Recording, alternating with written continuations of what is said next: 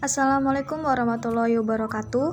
Tahukah kamu, ada hubungan antara makhluk hidup di alam yang hanya menguntungkan satu pihak, tapi tidak merugikan pihak yang lain?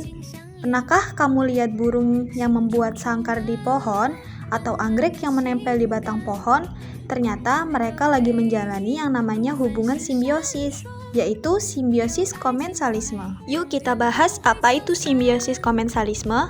Simbiosis komensalisme adalah bentuk hubungan antara dua makhluk hidup yang berbeda jenis, di mana satu pihak mendapatkan manfaat, sedangkan pihak yang lainnya tidak dirugikan maupun diuntungkan. Organisme yang mendapatkan keuntungan biasanya memanfaatkan tempat hidup, perlindungan, atau sisa makanan dari organisme lain, tanpa mengganggu fungsi atau kehidupan pasangannya. Dalam mengidentifikasi adanya hubungan simbiosis komensalisme yang ada di lingkungan sekitar, saya menggunakan alat dan bahan yaitu adanya lembar penelitian, buku, dan juga pena, dan juga lingkungan sekitar yang ada di tempat tinggal untuk mengetahui berbagai bentuk jenis hubungan simbiosis komensalisme yang ada di lingkungan sekitar. Mari kita lihat bersama. Hubungan simbiosis komensalisme yang pertama ada bunga anggrek dan pohon mangga. Bunga anggrek yang menempel pada batang atau dahan pohon mangga untuk mendapatkan tempat hidup yang tinggi agar bisa mendapatkan sinar matahari yang cukup. Sedangkan pohon mangga tidak merasa dirugikan maupun diuntungkan oleh kehadiran bunga anggrek. Hubungan simbiosis komensalisme yang kedua yaitu antara burung yang membuat sangkar di pohon. Burung mendapatkan manfaat karena pohon memberikan tempat yang aman untuk membuat sarang dan berkembang biak, sedangkan pohon tidak mendapatkan manfaat apapun serta tidak mendapatkan kerugian apapun dari keberadaan sarang burung tersebut. Hubungan simbiosis komensalisme yang ketiga adalah laba-laba dan pohon mangga. Laba-laba memanfaatkan pohon mangga sebagai tempat untuk membuat jaring guna menangkap mangsa atau serangga kecil, sedangkan pohon mangga tidak mendapatkan manfaat atau kerugian dari keberadaan jaring laba-laba di cabang atau daunnya.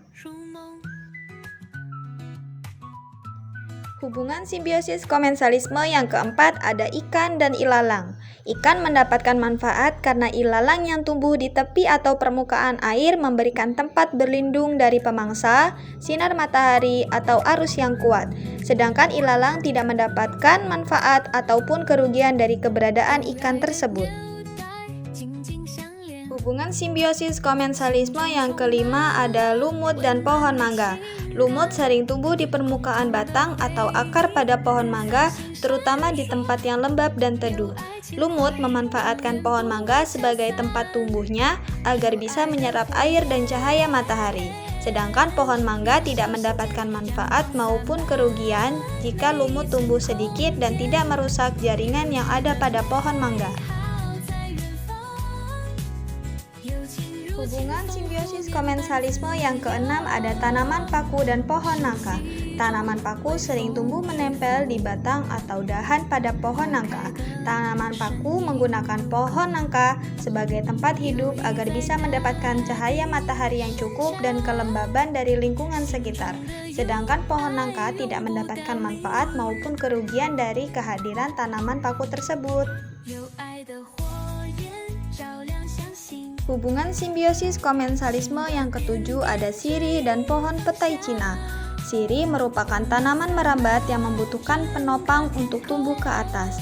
Sedangkan pohon petai Cina berfungsi sebagai penopangnya untuk memberikan tempat bagi sirih untuk merambat tanpa terganggu atau dirugikan.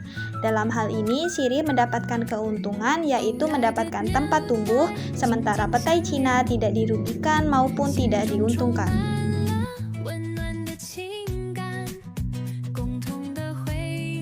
Demikianlah simbiosis komensalisme di lingkungan sekitar yang menjadi contoh nyata sebagaimana makhluk hidup bisa hidup berdampingan, di mana satu pihak mendapatkan manfaat tanpa membahayakan pihak lainnya. Melalui simbiosis komensalisme, kita dapat belajar bahwa tidak semua hubungan antara makhluk hidup harus saling menguntungkan atau merugikan, tapi bisa juga berjalan secara seimbang. Kesimpulan pada kegiatan pengidentifikasian simbiosis komensalisme yang ada di lingkungan sekitar, yaitu bagaimana menggambarkan keharmonisan dalam alam, di mana satu organisme diuntungkan sementara yang lainnya tidak merasa terganggu. Mungkin sekian pengidentifikasian simbiosis komensalisme di lingkungan sekitar yang saya lakukan. Terima kasih dan bye-bye.